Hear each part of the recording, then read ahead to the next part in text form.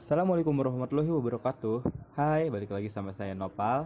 Saya kembali mau berbagi sedikit pengetahuan. Kali ini saya mau berbagi tentang apa itu konsep diri. Daripada basa-basi, gimana langsung aja kalau kita mulai.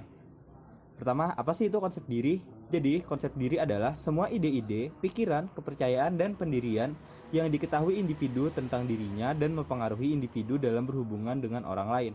Konsep diri ini sendiri nggak ada langsung saat kita lahir, tapi akan berkembang sendiri melalui kontak sosial dan pengalaman. Nah, di dalam konsep diri ini sendiri terdapat beberapa aspek. Yang pertama adalah gambar diri.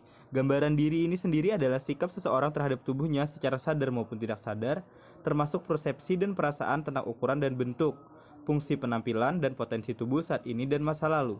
Kemudian yang kedua adalah ideal diri. Ideal diri adalah persepsi individu tentang bagaimana ia harus berperilaku sesuai dengan standar pribadinya.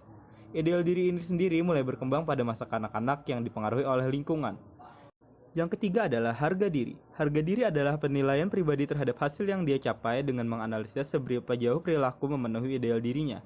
Harga diri diperoleh dari penghargaan diri sendiri dan dari orang lain, yaitu perasaan dicintai, dihargai, dan juga dihormati. Yang keempat adalah peran. Peran adalah pola sikap, perilaku, nilai, dan tujuan yang diharapkan dari seseorang berdasarkan posisinya di masyarakat. Yang terakhir adalah identitas. Orang yang memiliki identitas baik adalah orang yang mampu mengakui bahwa dirinya berbeda dengan semua orang, namun juga menghargai orang lain yang berbeda darinya. Nah, seperti apa sih ciri-ciri orang yang memiliki konsep diri positif? Yang pertama, dia yakin akan kemampuannya. Dengan memiliki pengalaman dan kemampuan, dia yakin dapat mengatasi berbagai masalah yang akan dihadapinya. Kemudian dia merasa setara dengan orang lain, tidak merasa lebih rendah dan lebih tinggi dari orang lain. Orang yang merasa setara tidak akan mendiskriminasi orang lain hanya karena memiliki perbedaan. Yang ketiga, menghargai perasaan orang lain. Dalam bersosialisasi, kita kadang lupa bahwa setiap orang memiliki perasaan yang berbeda, sehingga sering menyakiti orang lain tanpa kita sadari. Nah, orang yang memiliki konsep diri positif bisa menempatkan diri dalam bersosial sehingga apa yang dia lakukan tidak akan menyakiti orang lain. Yang keempat, dia mampu mengintrospeksi diri.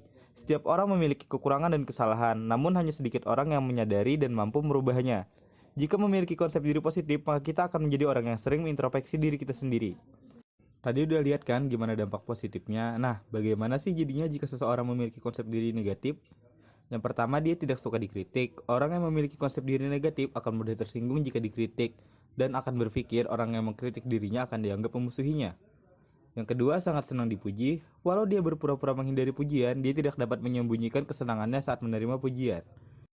Yang ketiga, berpikir pesimis. Jika diberikan tugas atau tanggung jawab, dia akan berpikir pesimis dalam menjalankan tugasnya dan hasilnya adalah tugasnya tidak akan beres. Dan yang terakhir adalah bersikap hiperkritis. Dia selalu mengeluh, mencela, atau meremehkan apapun dan siapapun.